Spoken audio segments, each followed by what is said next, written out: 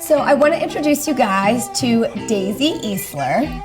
She has been a great friend of mine for over 10 years and a consultant with Beautycounter for almost 4 years.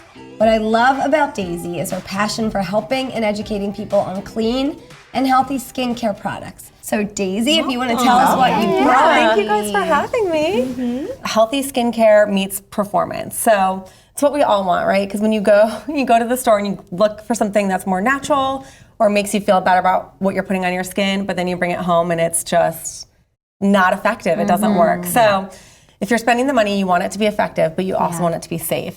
I hate that our culture looks down on age. Like we need to be proud of our age, right? Yeah. But the fact of the matter is that your skin changes as you age and it needs different things. And taking care of your skin and choosing to take care of your body and choose healthy products is really just another way that we're taking care of our body. And when your skin's healthy, it's gonna look young, right? Yeah. Well, what's the story behind like why you started to sell these products and what makes you so passionate about them? Well, so I think, isn't it funny when we as women start having kids, your mindset about a lot of things changes. Like you maybe drive a little safer.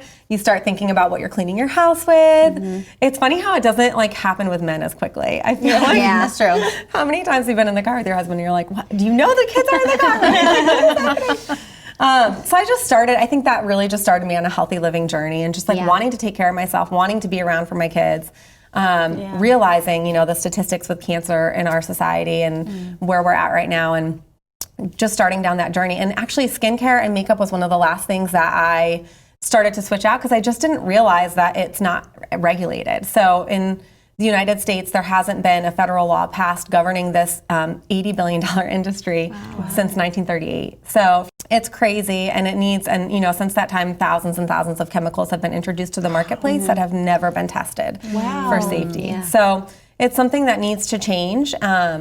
And with Beautycounter, we really stand on 3 pillars. Educating, so just sharing information, because when we know better, we do better, and we all, want to do better. And there's only so many things that we can handle, but certain things are easy, and switching what you wash your baby in is pretty easy. So even if it's not Beautycounter, switching to something safer is moving the marketplace. Wow. Speaking of safety, what ingredients should we be looking for to avoid in makeup products? Yeah, so if you look up Beautycounter's Never List, they have a list that's easy to take with you to the store. So I would definitely recommend that. But a couple things really quick that you want to avoid is any fragrance or perfume on a label. And the reason for that is that it's just a loophole. So it's basically saying that it's a trade secret and they don't want to tell you what they're using for fragrance, but it could be hundreds and hundreds of different chemicals that they're putting into that they're just not even willing to share. So fragrance or perfume is one, because you don't know what's in it. And another one is PEGs, which you'll see in a lot of products. And that is used as like a thickener sometimes. Is it labeled as PEG? Polyethyl glycol Okay. or PEGs. I normally see it as PEGs.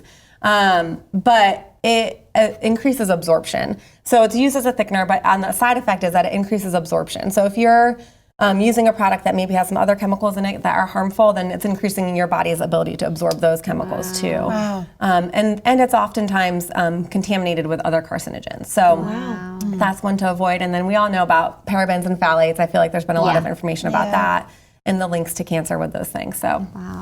Wow. Well, so much information. That's we great. are so glad that you shared this with us. Now, super quick, top two favorite products of Beautycounter. Okay, so I would go with the peel, which you love as well. And probably the Supreme Cream in the pink bottles. It's the night cream, and it's just so thick, and it's loaded with tons of really great ingredients. So that's awesome. Yeah. Well, again, thanks for sharing. And we Thank you so much. To find out more about these products and Daisy, go to our Instagram page at outspoken.tv.